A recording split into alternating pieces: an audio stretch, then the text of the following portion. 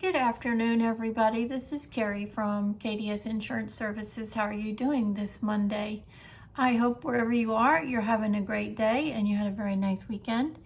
And today I wanted to talk to you about a really important subject, and that is claims and your responsibility when there is a claim that happens. In this case, we're talking specifically about an auto insurance claim and how important it is for you to be prepared for a claim, to know what to do in the event that you have a claim, and then to also have some understanding about what that claim process is going to be and moving forward. So first things first, in the state of Texas, it is mandatory that you carry liability insurance on your vehicle. The state requires that to confirm that you have financial means in the event that you have a car accident and you damage somebody's person and or property. That's why it's a requirement in the state of Texas that you carry that. This is for all vehicles that are on the road. In the state of Texas, we have state limits that are 30, 60, 25. That means $30,000 per person, total $60,000 for the entire accident, for everybody in the accident, and that pays for their pain and suffering. And then you have property damage. That would pay for the property damage that you caused to somebody else's vehicle. That is what is required by the state for you to have your car on the road. If your car is financed, then you also are required to carry from the bank comprehensive and collision. This then protects the vehicle in the event that you damage your own vehicle or total it, and then the bank needs to get paid off. That's comprehensive and collision. Comprehensive is theft, fire, vandalism, water damage, hail damage if you hit an animal, and then collision is obvious if you collide with something and you total your vehicle. So those are the requirements that are in the state of Texas. Now they're going to vary from state to state, so my suggestion to you is that you definitely check with your agent in whatever state you are in to confirm exactly what is required of you in your state. So in this case, we're going to talk about an auto accident. So if you have an accident, what do you do? Well, you are required in the state of Texas, and I believe throughout the United States, in all states, there is a requirement for you to carry on your body or in your vehicle an insurance ID card. That verifies that if you are in an accident and you share your information with the police or the other party, that you have proof of insurance. It's important for you to carry one.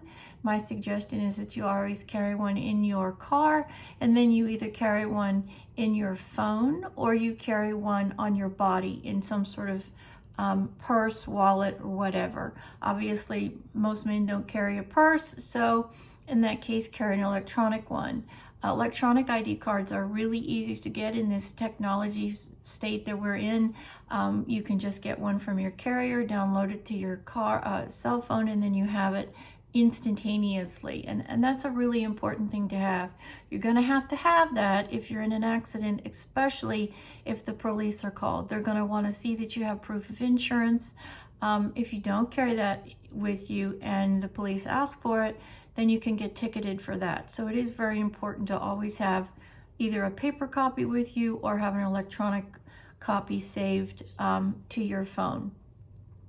So you've had this accident, and let's just use for an example probably the most serious type of accident that you can have, and that's with your vehicle and a pedestrian. And this is a very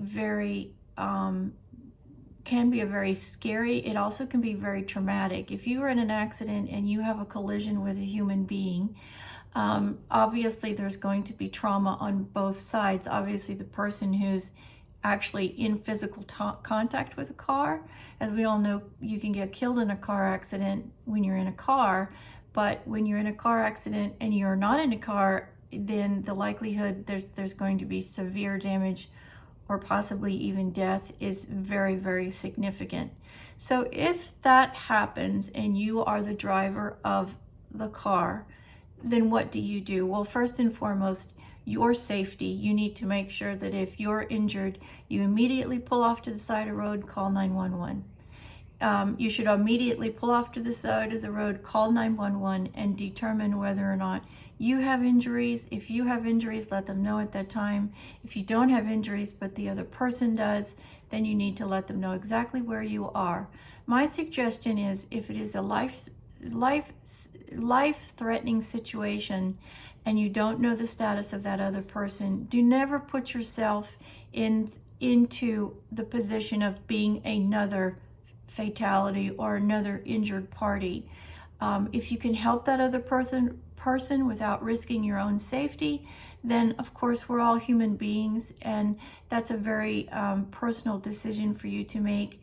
My only caution for you is to always make sure that you're not putting yourself in direct line to be another injury or another fatality. If there's other people around the accident and they stop, which we always hope that that's the case, that humans take care of humans, but if they don't, just try to jot down as much information as you can while it is fresh in your mind.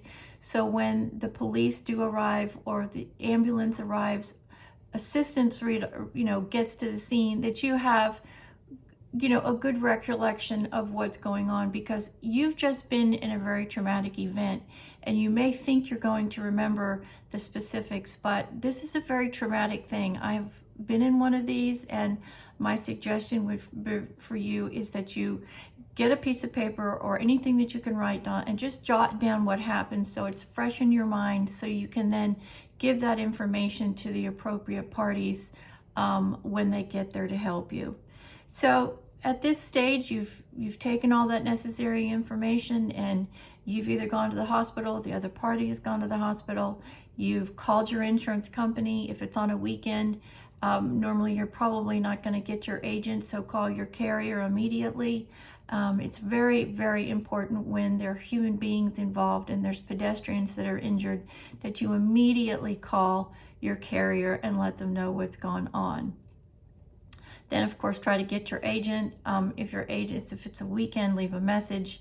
If your agent has access to messages on the weekends, then normally your agent will call you back. If not, make sure that you leave a message and ask your agent to just check with you on the next business day.